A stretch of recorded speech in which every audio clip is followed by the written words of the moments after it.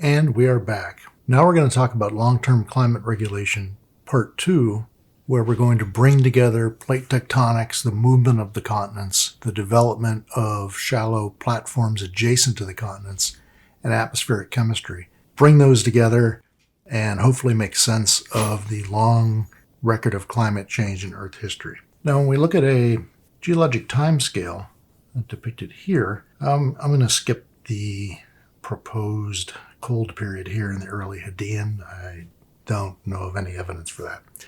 Let's just take a look back. Pull yourself away from the screen a little bit, and you'll notice that in general, throughout geologic time, climate has been warm. And by warm, we mean no major ice appearing on the surface of the Earth for an extended period of time. When we do see these wide bands here, that implies a significant ice cover for a significant period of time. Now, one of the exceptions maybe would be the late Ordovician glaciations. We talked about those a little bit already. These may have lasted a very short period of time, 100,000 years or so. So other than those short perturbations, we have some fairly long perturbations. Sometimes these are going to be related to chemistry of the atmosphere. Sometimes they're going to be related to position of the continent, sometimes both. And even sea level plays a role. So starting with the Precambrian, we're going to emerge from a warm period and enter a series of cold periods, glaciations. Now, it could be that the methanogens are related to this story here in terms of the climate change effect that they have on atmospheric chemistry. So with oxygen rising at 2.3 billion years ago, the methane would be exposed to this very reactive gas, and essentially the new oxygen would oxidize the new methane. Without that methane serving as a greenhouse gas, the temperatures around the world would decrease. We've lost our greenhouse mojo. Geochemical evidence does back this story up, in that we find things like detrital-uraninite. And we saw in one of the lectures recently detrital pyrite as well. And these are both indicators of a low oxygen environment because these are very reactive minerals. Pyrite and uraninite would react with oxygen if they were exposed to it. What we see if we go to Africa, South Africa, is an uppermost glacial layer with a red bed on top of it. So this is an indication that we've transitioned from a low oxygen environment to an oxygenated environment. Not necessarily high oxygen, but at least some oxygen. This Huronian glaciation is contemporaneous with the rise of oxygen at around 2.3 billion years ago. This is a depiction from space of what the Earth could have looked like during this Huronian glaciation. Now, again, going back to South Africa, we're going to see climate becoming warm again after this Huronian glaciation, and we're going to see a geochemical signal of that as we go from the Galganda Formation to the Lorraine Formation, a glacial formation to an oxygenated red bed formation. So why did the temperature go up? We have a mechanism for decreasing the temperature. What causes it to return to its higher pre-glaciation levels? One of the ideas is that volcanoes under the ice would have continued to operate as if there was no ice. And these volcanoes are subducting carbonates and organic matter that is going to be converted to CO2 and emitted from the volcanoes. So it's possible also that after being reduced prior to the Huronian glaciation, methane would have rebounded to levels much higher than today. So now we have a super greenhouse effect. This is a picture from Antarctica. This is Mount Erebus, an active volcano, and an emperor penguin hanging out. So these volcanoes underneath ice sheets, in this case represented by Antarctica, as opposed to global ice sheets, these volcanoes erupting would have restocked the atmosphere with CO2 that was hidden away prior to the glaciation, leading up to the glaciation. And this methane increase might have also been related to the fact or the scenario in which this higher methane concentration may have been related to the idea that atmospheric oxygen and dissolved oceanic sulfate levels would have been much lower than today. These are the suppliers of oxygen in both the case of diatomic oxygen and sulfate, SO4 radicals. They supply oxygen to bacteria, either aerobic bacteria, which use oxygen, or anaerobic sulfate-reducing bacteria, which use sulfate as a supply of oxygen. If those are lower than today, then methane is going to be much more important, and there is no way to break that methane down other than sunlight. So most of the organic matter that reaches the ocean floor today is converted into CO2 by these aerobic or anaerobic bacteria. If neither oxygen or sulfate was abundant as a resource for these bacteria, more organic matter would be broken down by the methanogens, which don't require either of those. Which brings us to low-latitude glaciation, which is known as Snowball Earth. During the late Proterozoic, between 800 and 600 million years ago, we have very significant evidence that the ice was cold on 6 of the 7 present-day continents. Maybe on all 7, it's just that Antarctica is covered with snow and ice, and we can't see much of Antarctica today. So Antarctica remains the exception. It might have been glaciated. It may have been just as glaciated as everything else. We don't know because we can't see it. It's likely this is related to the continents being grouped together as either 1 or 2 supercontinents. The fact that they're sitting on and near the equator is important. And in this depiction here, Australia is sitting right about here. So about the latitude of Georgia today. And we see evidence all over Australia that it was entirely ice covered. So even at the fairly low latitudes of the subtropics, Australia was covered with ice. In fact, some people even call this the cryogenian period, when the world was largely ice covered. If we look at the Neoproterozoic glaciation in Namibia, we see 2 episodes, one about 750 million years ago and one about 600 million years ago. Now, if we use the model that relates solar luminosity to the sun's age, we expect luminosity to increase about 1% every 100 million years. That means in this Neoproterozoic glaciation, the sun was about 6% less luminous at the time of the second glaciation. GCM models, these are global climate models, indicate that CO2 concentrations would have to double the pre-industrial level in order to avoid glaciation. So our pre-industrial level of CO2 is about 275, 280 ppm. We would need about twice as much to prevent a glaciation from occurring in this earlier atmosphere. So we don't know exactly why this happened. It's possible that organic carbon was buried on the newly formed continental shelves, or that the continents were sitting in the tropics, and because they're sitting in the tropics, their weathering rates are going to increase due to the higher temperatures and higher precipitation. That, in turn, is going to draw CO2 out of the atmosphere. As these atmospheric CO2 levels continue to decline, the polar ice sheets gradually approach the lower latitudes. Once they reach about 30 degrees, the oceans were expected to freeze all the way to the equator, and this may have happened in just a few decades.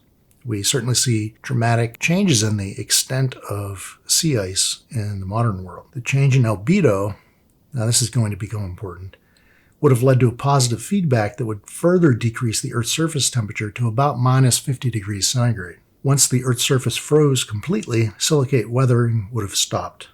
All chemical weathering would have come to an end, and volcanic CO2 would have begun to accumulate in the atmosphere. It's been proposed that in about 10 million years, the CO2 partial pressure would have reached 0.1 bar, about 300 times the modern, and the ice would have begun to melt. A recent study from about a year ago indicated that this would have happened very, very rapidly, this transition from cold to warm. The positive ice albedo feedback loop would then switch to the other direction.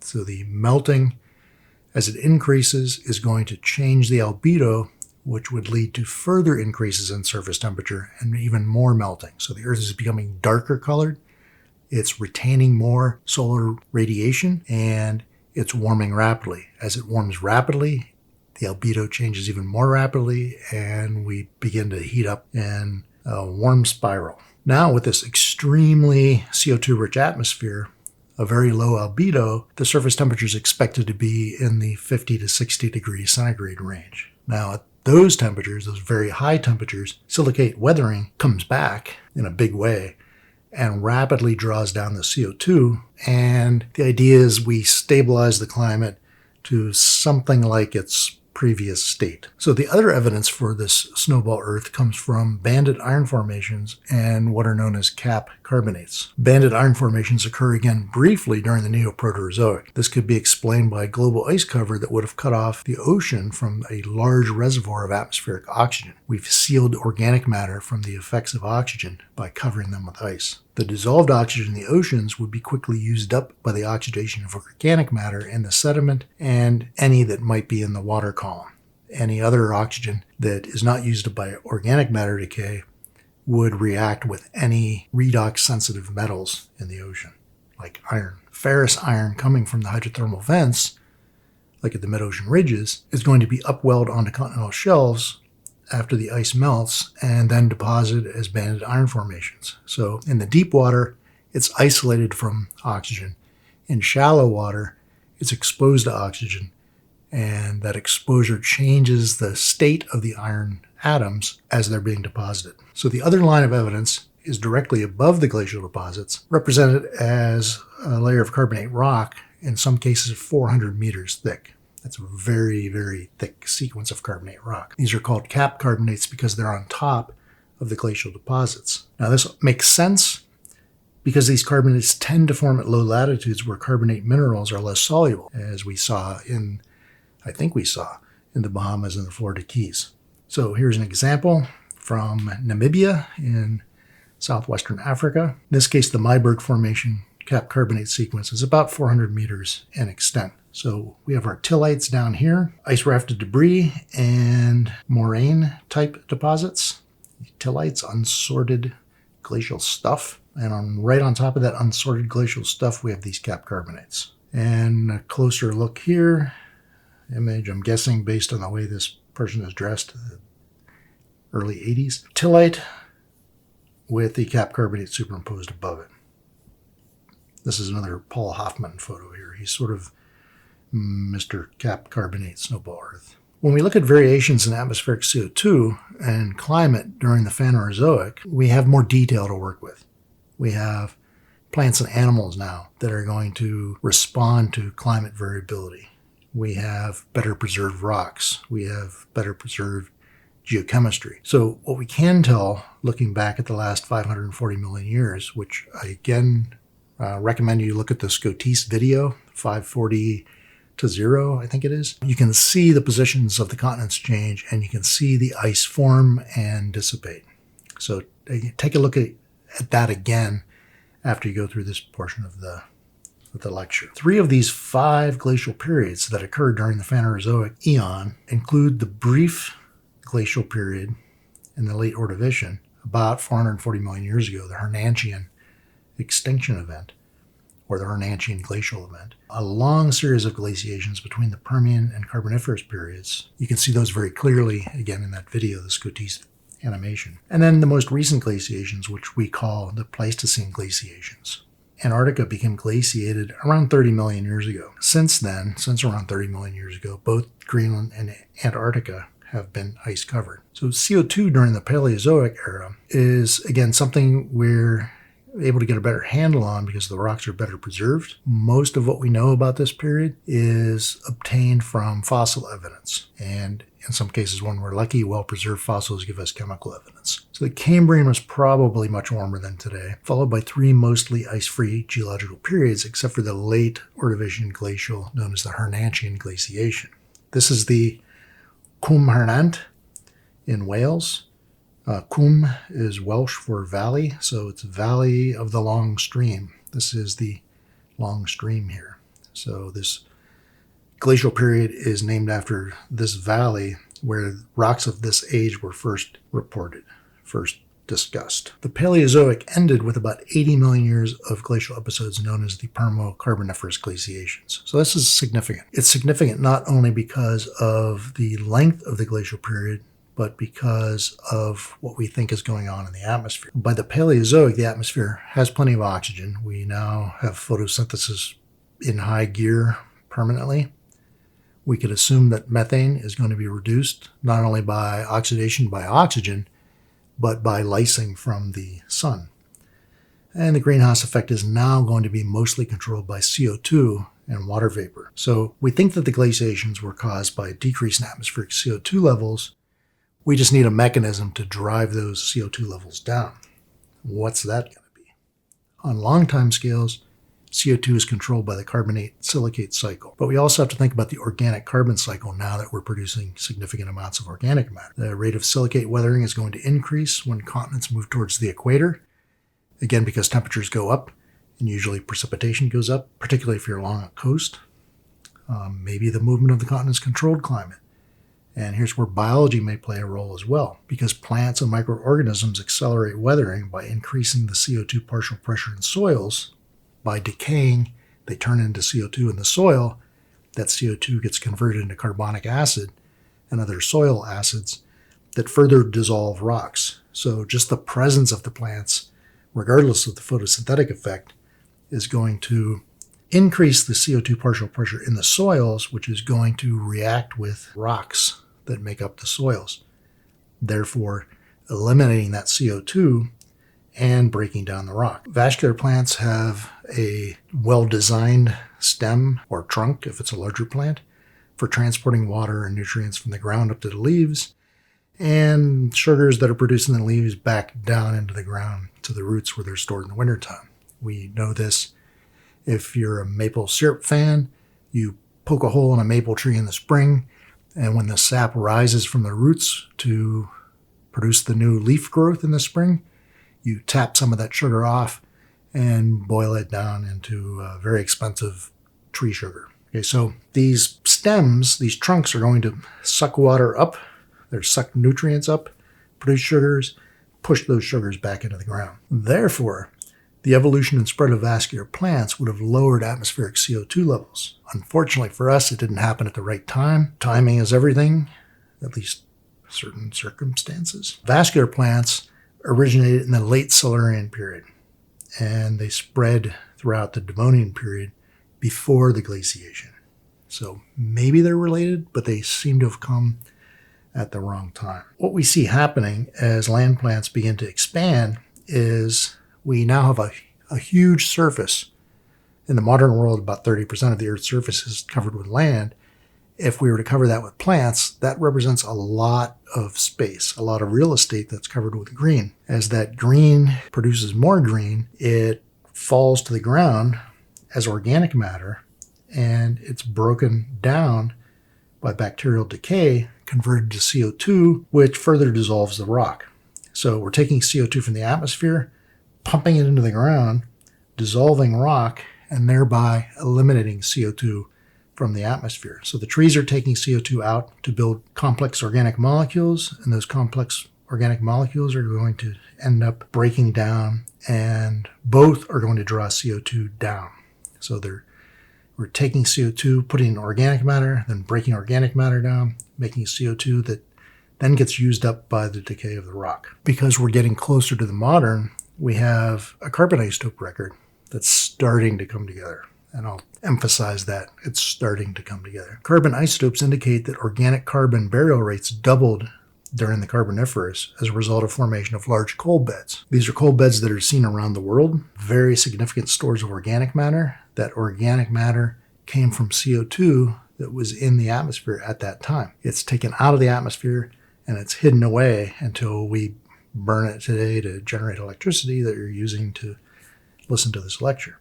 In our last chapter, we discussed this leading to an increase in atmospheric oxygen. This burial of coal beds also leads to a decrease in atmospheric CO2. So it's sort of a 1-2 punch here. More oxygen, less CO2. The net result is we believe the Mesozoic and Cenozoic eras were quite warm, either as warm or warmer than today. And this goes for the last 250 million years or so. So we're assuming the Mesozoic, based on plants and animals, was warmer than today. We have good fossil records now. during the mid-Cretaceous, about 100 million years ago, we find things like alligators and ferns in Siberia. Dinosaurs have been recovered from above the Arctic Circle in Alaska. We have coal in Svalbard at 82 degrees north. This kind of evidence indicates the mid-Cretaceous climate was 2 to 6 degrees warmer at the equator and 20 to 60 degrees warmer at the poles than today. I don't know if I buy it being that much warmer at the poles, but at the equator, maybe 2 to 6 degrees. That's not a stretch. Here is a depiction from the British Antarctic Survey of vegetation in Antarctica during the Cretaceous. You can see, if you haven't been to Antarctica, that this looks very different from many pictures you've seen of Antarctica. So it's a pretty obvious climate change there. Now, this is related to what's known as equability in temperature. Equability is a term that's used in a lot of different ways. In this case, we're going to use it as a global distribution of temperatures. And what we see in the present is that near the poles, the temperature is about 250 kelvins. Temperatures near the equator or at the equator are around 300 kelvins. Now, during the Cretaceous, equability was increased, so temperatures at the high latitudes aren't that much different than temperatures at the low latitudes. In an unequable climate, temperatures at the high latitudes are much lower than temperatures at the low latitudes. So an equable climate, it's like equality for all. The temperatures are the same from low to high latitudes, or more similar. So another line of evidence for Mesozoic climate comes from oxygen isotope ratios of carbonate sediment that's recovered from ocean cores, deep sea cores. Now, Emiliani was famous in the 50s for doing this first, well, one of the first. The modern deep ocean has a temperature of 2 degrees, whereas during the Mesozoic, it's thought that these bottom water temperatures were as high as 15 degrees. It's a bit of a complicated story to get your head around, so we're not going to do it in this course. I talk about it a little bit in my isotope course if you're up for that at some point in the future. The polar ice caps contain a very significant amount of water today. We talk about this in the news pretty regularly. Enough water that if we melted them, sea level would rise by 80 meters. These were absent during the Mesozoic and the early Cenozoic. So sea level change wasn't incredibly important during the Mesozoic or Cenozoic, just because there was no ice. Now, most people think that CO2 levels were higher during these warm periods. That's convenient for sure. And climate models suggest that CO2 levels were maybe 4 times as high as in the present. Now, this is a model that if you're in geochemistry to any degree, you will have seen something like this. One of the strange tales in geochemistry. This is based on a master's thesis from the early 80s that was never published. It's used as the basis of this model that's been going strong since the 80s, and it's probably wrong. So I'm not going to spend too much time on it other than telling you it's probably wrong. So this solves one of our problems as to why the Ordovician glaciation could have taken place when CO2 was 16 to 18 times higher than today. It's because it probably wasn't 16 to 18 times higher than today. So we'll start there and stop there. Evidence from paleomagnetic data suggests that seafloor spreading was operating at a much higher rate. Continents were cruising around at top speed, 5th gear, indicating increased subduction of carbonate sediment. So anything that's sitting on those plates is going to be pushed down to subduction zone, where it's going to be heated up and, in the case of carbonate rock or organic matter, converted into CO2 and burped out of the volcano. CO2 would have come out of the mid-ocean ridges as well via outgassing, just as it does today. The higher sea level caused by faster seafloor spreading and the lack of polar ice meant that there would be less land exposed for silicate weathering. So when we produce lots of mid-ocean ridge, that mid-ocean ridge takes up space.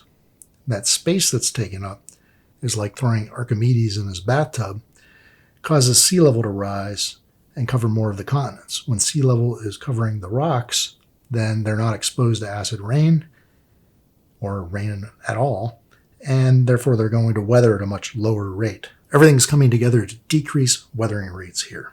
We need to think of paleogeography as well as paleohypsography, the shape of the basins here. We can see that 94 million years ago, much of North America was an interior seaway. So there was seawater covering portions, most of Saskatchewan, a lot of Saskatchewan. And this gap was open all the way to the Arctic Ocean. So we could sail a ship from the North Pole to Florida over North America. Same goes for North Africa, much of Europe, the Middle East. Gulf of Mexico is now becoming the Gulf of Mexico. So lots going on that we need to take into consideration. The carbon isotope evidence of high Mesozoic CO2 levels is going to come down to modeling the influence of photosynthesis on the carbon budget of the atmosphere. Now, we talked before about photosynthetic organisms preferring carbon-12. It's easier to break the bonds from a CO2 molecule with a carbon-12 than it is a CO2 molecule with a carbon-13. Plants are like people. They're slackers.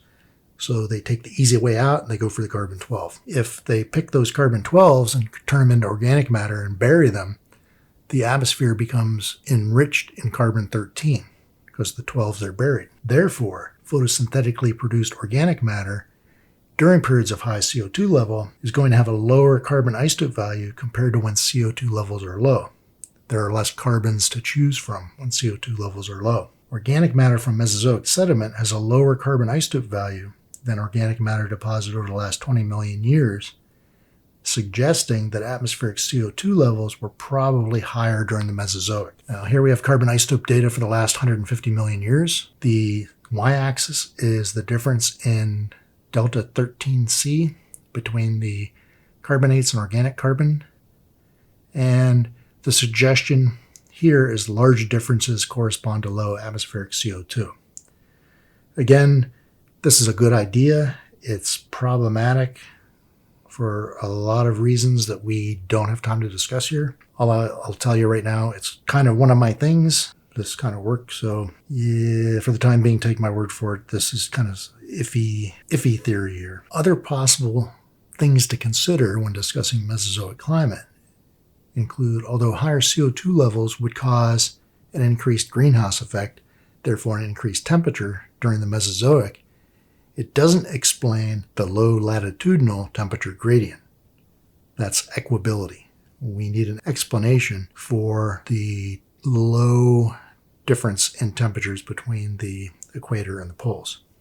The equator to pole gradient during the mid-Cretaceous was 20 to 30 degrees compared to 50 to 60 degrees centigrade today. It's likely that the atmosphere-ocean system was more effective in transporting heat from the equator to the poles than today, if we had a mechanism that would do that. One possibility is that thermohaline circulation ran in the opposite direction. If that's true, we need a way for it to work.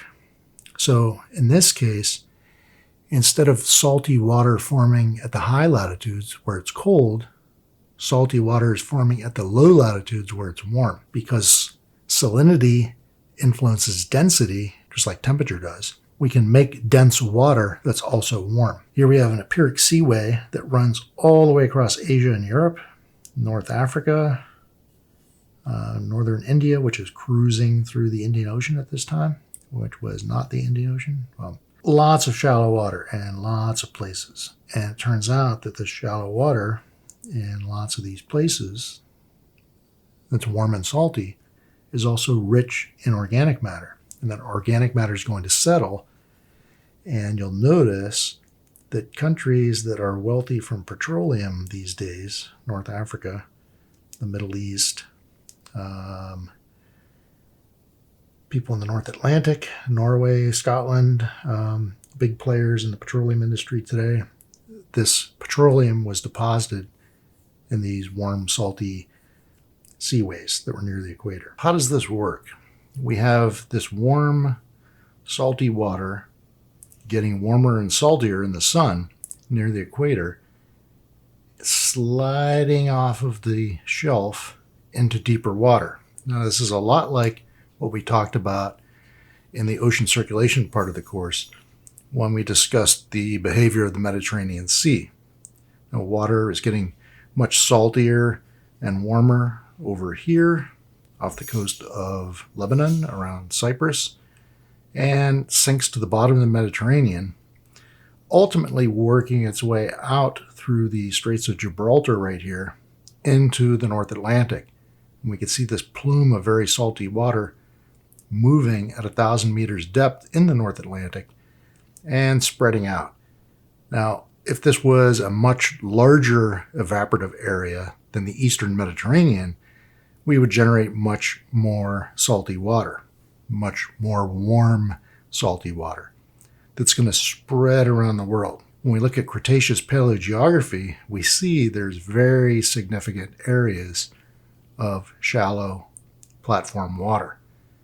All of these areas are going to be generating salty bottom water that's going to work its way around the ocean towards the poles and eventually pop up either due to a gyre or wind drag on the surface. So essentially, during the Cretaceous, we've boosted the size of the Mediterranean Sea by a couple orders of magnitude. And by producing this warm water and sending it at depth to other latitudes, like the high latitudes, we are essentially operating like a giant radiator system for a house or a heating system for a car, where we're generating the heat here, storing it, running it through a series of tubes or pipes to the high latitude, and then bring it to the surface so that it gives off that heat. And that's going to reduce the seasonality at these high latitudes. So the Earth becomes more equable. We're heating water at the low latitudes,